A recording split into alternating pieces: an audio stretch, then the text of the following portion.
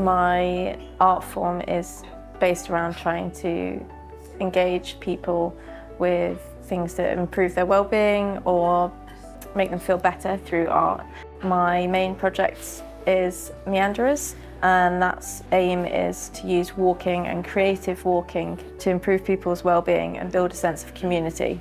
It was quite nice to be in the company of others, and just because you know that you're both enjoying the walk and you're just sort of enjoying like the surroundings and being outside, so that's quite nice to share with people that you don't know. I've always enjoyed walking and found it really useful for my own mental health. I think that it kind of built up to the point where it had to be about walking. My art practice had to be about walking.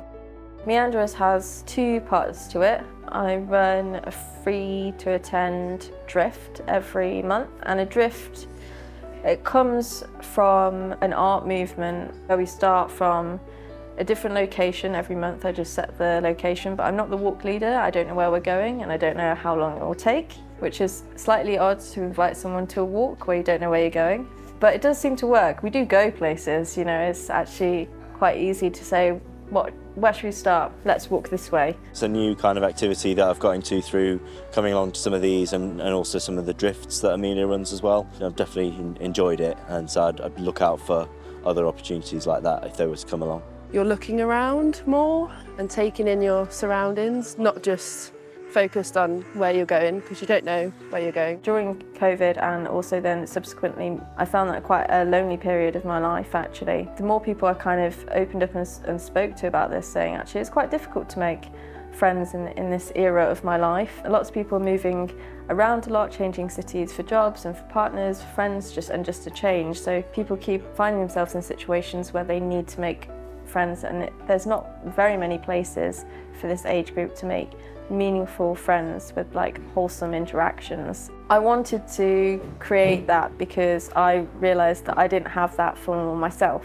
Basically, if I can't identify it, I like it. So you don't really get that many opportunities where you can be quiet with people as well and also just feel really comfortable. I moved back to Nottingham and I did have friends in a social group. I wanted to provide that service for the people that I didn't have before. So I'll just do a little demonstration. The more people that I've spoken to in lots of areas of my work and practice, actually a lot of people in my age group have said how difficult it is to find friends, you know, post-uni. If you're not friends with the people that you work with, then there's very little chance to kind of form those real connections. So I wanted Meanderers to be a place for that as well. And I think a lot of people come to Meanderers for that and are able to get that from Meanderers, which is really great. It is open to all age groups, but my personal reach through social media and things, it tends to be people within my own sort of roundabout age group, and I think this is quite a common issue that has come alongside the project that it's able to address. 20 still, you feel like you should be like, you know, having all the time of your life all the time, having these really crazy nights all the time, but not everyone wants to do that all the time, and it's just not practical to do that all the time. We're not in uni age anymore. We have jobs and things that we want to do, and with a lot of online social platforms, it's very easy to feel like you are being social, but you're actually very much on your own at home. And so walking by its nature is something really you do have to get outside and do with other people.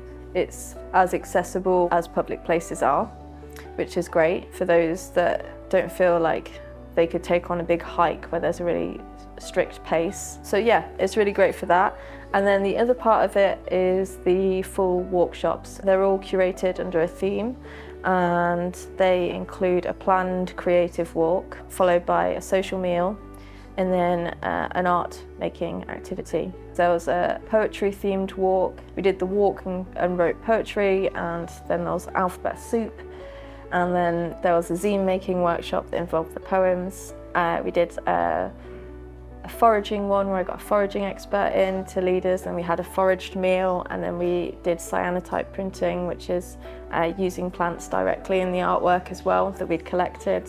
There was a pareidolia one, which is where you can spot faces in buildings and objects. So we looked for that, and then had pizzas that had faces on them, and did like lino printing of the faces that we'd found. So yeah, very themed, and very fun kind of themes. Yeah, and those three elements working together kind of creates a lovely, wholesome day. It was like my perfect idea of a Sunday, to go for a nice walk, have a nice meal, and do some art. It kind of seems like it's a lot of other people's idea of perfect Sunday as well, so that's really nice to share that.